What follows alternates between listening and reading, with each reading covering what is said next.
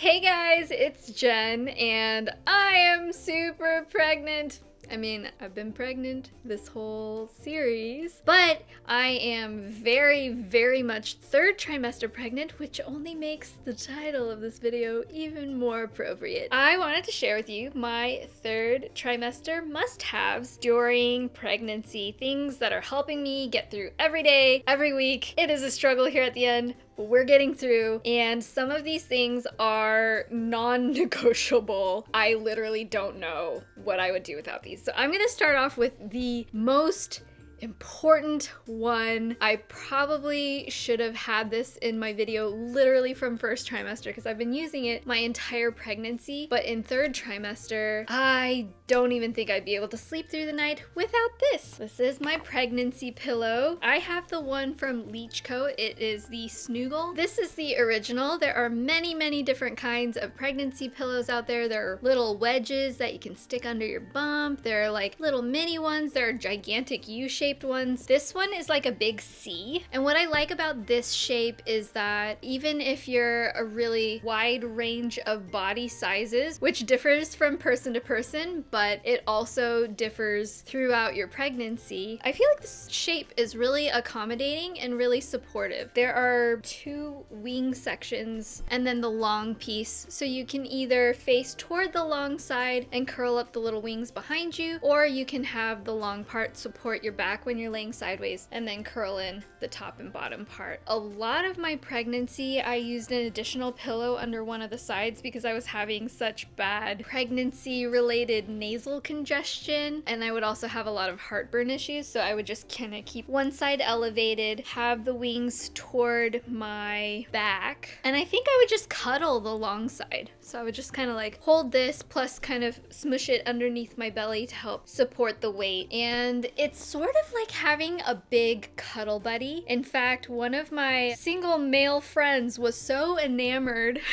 with my Snoogle. I think one of the times he came over, he like literally fell asleep while testing out my Snoogle, so he immediately went home and bought one for himself. Pregnancy pillows, they can be for everyone. Personally, I highly recommend if you do get this particular kind and brand. I really like the extra pillow cushion that is made of jersey because it's just super soft and works really well through the wash. I will leave direct links to that in the info box down below if you want to know the exact kind that I got, but I've been very happy with it. I used it all through my pregnancy with Aria. I'm using it all through my pregnancy now. Plus, I also used it a ton postpartum.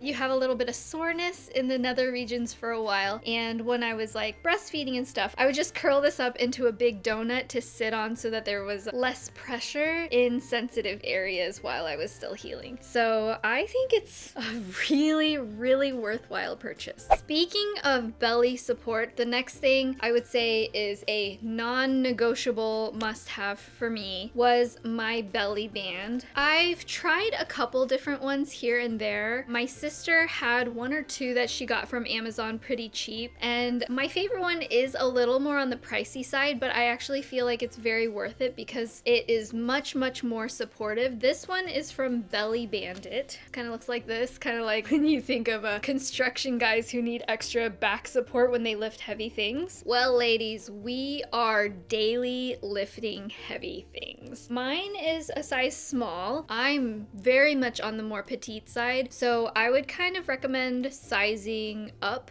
if you're worried about what size, because I'm normally like extra small in clothes, and I definitely wouldn't want something any smaller than this size small that I got. This is the perfect size for me though. One thing that's kind of cool is it has a pocket, and it actually comes with this gel pack that you can either freeze or warm up so that you can have some extra like temperature soothingness. But I didn't actually use that during either of my pregnancies. I've just kind of been using it as is. It is Velcro, so you can adjust it as your belly gets bigger. I will say over time it's lost a little bit of its stickiness, but I just clean this every so often, make sure I pull out the little hairs, and then it works a little bit better. Let me show you what it looks like on. The big part goes toward the back, and then I just pull it tight underneath my stomach. Can you see? That helps to alleviate so much pressure if I know I'm going to be standing on my feet or walking around a lot. It's just really, really helpful because it helps pull up your stomach so that it's not like putting so much pressure. And that's really helpful if you have any sort of like joint pains, if you're having pressure problems, or even things like having to pee all the time. Since it's not putting as much pressure on your bladder, it helps a lot. The only one thing is that you can't really, like right now, you can't really sit with it on because it's so constricted. So if you know you're going to be sitting up and down, I wouldn't necessarily take it with you. But say you need to do something like go on a big IKEA shopping trip, or, you know, go to an amusement park, or really at this point, anytime I know I'm gonna leave the house, I always take it with me. The next sexy clothing related item I want to recommend are compression socks. I know this sounds like a really bizarre thing to include, and I literally didn't know that this was even something that would come up or help or anything before I got pregnant with my first baby Aria. But compression socks can help so much with leg swelling. Leg swelling, it just kind of happens during pregnancy. I don't really know anyone who can get through all their pregnancies without swelling problems at some point, especially if you're on your feet a lot, especially if you're going to be traveling. But then also when it comes to the actual birthing process, a lot of times when you're hooked up to IV fluids, one thing that they don't really tell you is that if you get an epidural, you're definitely going to be hooked up to saline. If you're getting an induction, you're definitely going to be hooked up to saline. If you're getting a C-section, you're definitely going to be hooked up to saline. And that is going to increase the fluids in your body for a long time, and you puff up. You get like the cankles, the swollen feet. It doesn't just look bad, it's like actually physically uncomfortable. I think I've talked about this in videos before as well, but if you are traveling in an airplane, I really recommend wearing compression socks because just the pressure in the cabin can actually cause swelling, but it can also have an increased risk for like blood clots and things like that. As far as flights go, these have 100% kept my legs and feet from having the swelling that I definitely had when I didn't have compression socks, so these really, really work. For after birth though, I would highly recommend wearing these for a couple of weeks because at least in my case, a week postpartum was when I did have the swelling the worst. So it just kind of like helps everything circulate through your body a little bit easier when you have some compression down by your calves and ankles and feet. For my next product or products,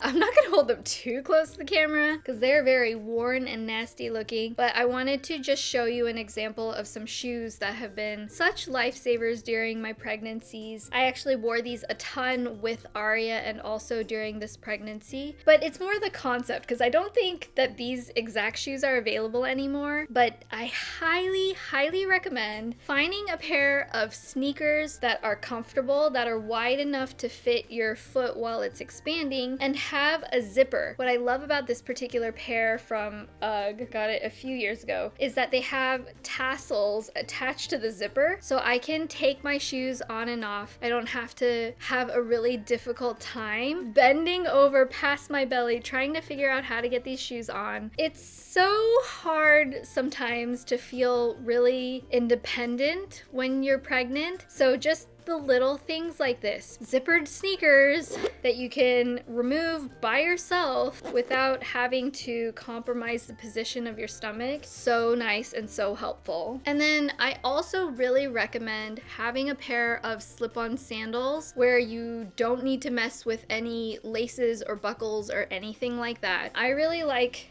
this pair. These look extra fancy, but they're literally Adidas slip-on sandals. I believe you can just make them when you customize your own sandal design. You can just choose to have calf hair, and then all of a sudden it looks like some really high-end sandals. They also tend to run a little bit wide on the foot, so if you're swelling or anything like that, it can still fit your feet. I am actually planning on taking this exact pair to the hospital with me in case I do have a lot of swelling. This is what I'm going to be walking out in. Next, I wanted to move on to a comfort item. This is a cushion. I actually keep this one in the car at all times. It's just sort of a foam cushion. I know in my last second trimester favorites video, I did mention the seatbelt seat cushion that I use, but this is a cushion that I like to keep to support behind my back. Maybe it seems like a little bit of princess status, but seriously, car seats are so uncomfortable when you're pregnant. You just need a little bit more back support and a little more booty support, and I really like this one. I don't really know where it's from. My parents got it for me, but I will find some similar ones and link them down below. I will try to find the exact same one. I think this is just like a standard seat cushion. The side is a little bit rubbery so that it doesn't move around, and it's really portable. I mentioned before how important it was to have some Tums on hand because you get a lot of heartburn when you're pregnant, especially in third trimester. I feel like my esophagus is probably like this long right now. My stomach is probably sitting between my boobs. There's just not a lot of space. Honestly, I basically have heartburn every single night. It just happens, especially if I'm like leaning back and trying to get ready for bed. There's just not a lot of room. So one thing that has been helping me a lot is taking these chewable Papaya Enzyme with Chlorophyll supplements. I just take 3 of these right after I have a meal. It works so well. There have only been really a couple times where I had to double up on having the Papaya Enzyme and the Tums, and usually several hours have passed between when I had dinner, and then I'll take the Tums when it's like really bad right when I'm laying down for bed. So for the most part, I would say like 80% of the time, this keeps me good for the rest of the evening. I like that it's also kind of like natural. It tastes pretty good too. It doesn't have like a funky aftertaste. So once you eat it, it's gone. It's a little bit on the sweet side. It's helped me with my heartburn a lot. Next, I wanted to talk about generic Epsom salt. Again, not the sexiest thing in the world, but I do find when I add it to my bath, it makes my skin really soft, helps me relax my muscles, and it just is a really nice, non-scented, non-fragranced, not bad for you additive to put in the bath to sort of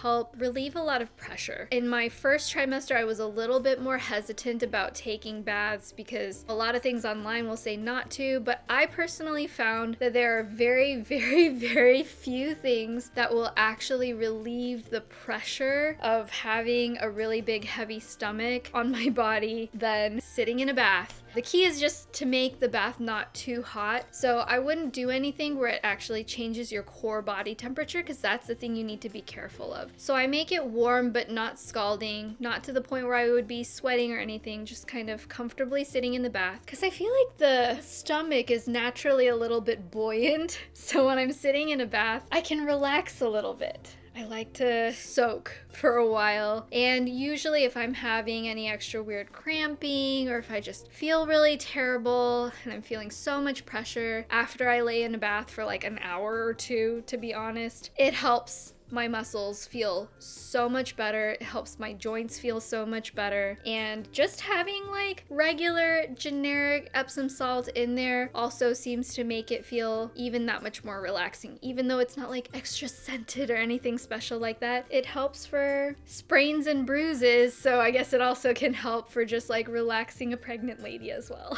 Last but certainly not least, you gotta take care of your skin. It's not going to completely prevent you from having stretch marks, because honestly stretch marks are mostly just going to be a genetic thing. Your skin's natural elasticity that can change from person to person, and it can even be a difference pregnancy to pregnancy. You know, I've heard some women had stretch marks for one pregnancy and then not another. I personally have really been enjoying this particular stretch mark cream. I use it on my stomach basically every single day, and I like that it's not really like heavily fragranced. It's not too light where I feel like it's just evaporating from my skin. It's heavy enough to feel like it's actually moisturizing really well, and I just really, really like it. Plus, this brand Belli is specifically formulated for pregnant and postpartum women. So this is the Belli Stretch Mark Minimizing Cream. I believe I have talked about this in 1 or 2 videos in the past, and it just has some really great ingredients in there. There's Durutoside, Registril, and avocado oil. I think this particular one is supposed to be for treating stretch marks if you already have them. And the directions say to apply it to stretch marks morning and night for 4 weeks and then once daily until desired results are achieved. But I literally just use it as a daily belly lotion. So usually like after I'll do like a bath or shower in the evenings, I'll just put this all over my tummy. I'll put it on like my butt and hips, anywhere where I'm more likely to get stretch marks. And I feel like it works great. Really creamy, and it's very comfortable, and it doesn't leave my stomach itchy, which is probably the biggest concern that I have during the skin stretching process. So yeah, really love it. Well, I guess that is about it for all of the products I wanted to share with you that have been helping me so much through this third trimester. I wanted to just say thank you guys so much for following me along on this journey. And if you guys are pregnant or planning on being pregnant and found this video helpful, please, I would appreciate it so much if you just hit that thumbs up button. And if you have any products that you recommend during this period of time during pregnancy, let me know that down in the comments, because I would love to add some more must-haves to help just be a little bit more comfortable during these last few weeks before I give birth. So I love you guys so much. Feel free to subscribe if you want to see more of my videos, and I will see you guys in the next one. Bye!